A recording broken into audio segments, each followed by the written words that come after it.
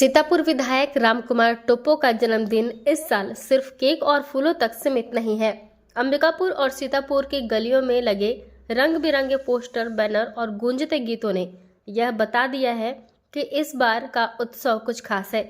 लेकिन उसी उत्सव की पृष्ठभूमि में छत्तीसगढ़ के शिमला मैनपाट में दो बड़े प्रोजेक्ट की खींचतान ने सबका ध्यान अपनी ओर खींच लिया। भारत का दूसरा सबसे ऊंचा ध्वज लगाने की योजना को अब तक ठंडे बस्ते में डाल दिया गया है। मुख्यमंत्री ने इस प्रोजेक्ट के लिए सरगुजा कलेक्टर को 1 करोड़ रुपए की मंजूरी दी थी, पर काम शुरू होने का कोई संकेत नहीं मिला। स्थानीय लोग अब पूछ रहे हैं क्या यह झंडा पार्क कभी धरातल पर उतर पाएगा। इधर प्रशासन और विधायक टोप्पो ने बॉक्साइट खदान खोलने के लिए पूरी ताकत लगा दी है। 2 बार जनसुनवाई में ग्रामीणों की आवाज सुनने के बाद भी भूमि अधिग्रहण की प्रक्रिया तेजी से चल रही है। पर्यावरणविद और जनजातीय नेता इस कदम को मैनपाट की प्राकृतिक सुंदरता पर ग्रहण मान रहे हैं। वहीं भानु प्रताप सिंह अनुसूचित जनजाति के पूर्व अध्यक्ष बोलते हैं, मैनपाट को पर्यटन की पहचान मिली है, पर अब कारपोरेट की नजरें इस पर टिकी हैं। हमें अपने जंगल और पहाड़ों की रक्षा करनी होगी। देखिए, मैं राजनीति में काफी दिनों से हूँ और पहली बार मैंने ऐसा जनसुनवाई देखा, क्योंकि जिस गांव में जनसुनवाई होता है उस गांव में मुनादी कराई जाती है और वहां पर लोगों को एक एक चीज को बताया जाता है कि इस विषय पर आपको आकर के आपकी बातचीत होगी, विचार किया जाएगा। लेकिन ये मैनपाट का जनसुनवाई सभी को आश्चर्यचकित कर रहा है।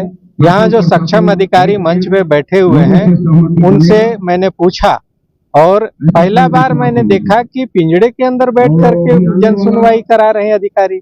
हम जिन लोगों के बीच में उनको काम करने के लिए वो हिम्मत जुटाए हैं, क्या उनके बीच में उनको नहीं बैठना चाहिए था? जनसुनवाई का खबर किसी भी गांव वाले को नहीं दिया गया है। मैं वहां के सरपंच से, सपनादर का सरपंच आकर के अपनी बात को कहा और भी लोग आए थे, वहाँ की महिलाएं आए थे। ये यादव समाज के सारे लोग जो हैं वर्षों से यहाँ पर पीढ़ियों से काबिज रह रहे हैं। इन सारे लोगों को किसी को खबर नहीं दिया गया कि ये जनसुनवाई किस विषय पर है। यहाँ आने के बाद पता चल रहा है कि ये पर्यावरणीय जनसुनवाई है। तो ये तो गलत बात है ना। आपको अगर जनसुनवाई करना है तो लोगों को भरोसा जीतना चाहिए और ग्राम सभा करके आनी चाहिए। वहीं राजेश अग्रवाल भाजपा के पर्यटन मंत्री हैं। उन्होंने बॉक्साइट खदान से पर्यटन को कोई नुकसान नहीं होगा यह बोला है, लेकिन मैनपाट की सौंदर्यता पर असर पड़ सकता है। सरकार इस संतुलन को बनाए रखने की कोशिश कर रही है। उत्खनन कार्य कोई आज चालू नहीं हुआ है। हम तो पिछले 30-35 सालों से देख रहे हैं कि वहाँ से लगातार बॉक्साइट का उत्खनन हो रहा है और मेरे को नहीं लगता है कि उससे पर्यटन के क्षेत्र में या वहाँ के दृष्टिकोण से कोई नुकसान होगा। बाकी ग्राम सभा से पास होगा तो ही खुदाई का काम होगा।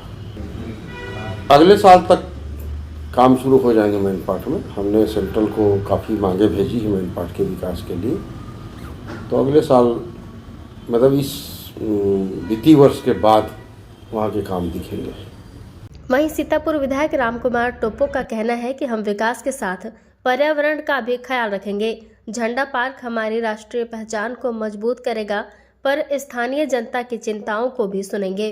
देखिए, 415 फीट के झंडे की माननीय मुख्यमंत्री जी ने घोषणा किया है और उसके लिए स्थल भी चयन हो चुके हैं, क्योंकि केवल झंडा स्थापित नहीं होगा, वहाँ एक पार्क भी डेवलपमेंट किए जाएंगे। क्योंकि पर्यटन के लिहाज से हमारा मैनपाट आप जान रहे होंगे कि देश और काफ़ी विदेश से भी यहाँ सैलानी आते रहे, तो उसको देखते हुए देश का दूसरा सर्वाधिक ऊंचा तिरंगा झंडे की मांग हमने किया था, जिसमें माननीय मुख्यमंत्री जी ने स्वयं घोषणा किया है और उसकी 1 करोड़ की राशि भी जिला कलेक्टर के खाते में आई है। उसका योजना बना के उस राशि को पार्क में किस तरीके से इस्तेमाल किया है उसकी योजना बनाया गया है। अभी टेंडर प्रक्रिया में वो जाएगा और काम शुरू होंगे। इसमें देखिए, जिस तरीके से मैनपाट का वातावरण है और समुद्र तल से जो ऊंचाई है, तो वहाँ इतने बड़े झंडा लगाने के लिए किसी सक्षम कंपनी का वहाँ पे हस्तक्षेप होना बहुत आवश्यक है। इसके लिए डिले हो रहा है कि वहाँ कौन सी कंपनी स्थापित करेंगी। तो बजाज कंपनी सर्वे के लिए आया था और सर्वे करके वो गए हैं, लेकिन जिस हिसाब से 415 फीट की जो ऊंचाई है उस ट्रेंड को समझ पाना और वहाँ मशीनरी को वहाँ ले जाके काम को कर पाना थोड़ा कठिन है, इसलिए डिले हो रहा है।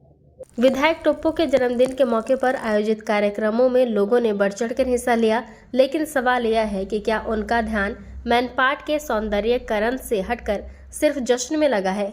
स्थानीय मीडिया के अनुसार विधायक का अधिकांश समय पोस्टर और बैनर की तैयारियों में बीता, जबकि मैनपाट के 2 बड़े प्रोजेक्ट्स की दिशा अभी भी अनिश्चित है। सीतापुर में जन्मदिन की खुशियों के बीच मैनपाट में ऊंचा झंडा और बॉक्साइट खदान के मुद्दे ने एक नई बहस को जन्म दिया है। जहां एक और विकास की बात हो रही है, वहीं पर्यावरण और स्थानीय जनसंख्या की आवाज भी अब सुनाई दे रही है। देखते हैं कि इस द्वंद्व का अंत कैसे होता है। क्या मैनपाट का झंडा पार्क चमकेगा या खदान की धूल से धुंधला हो जाएगा।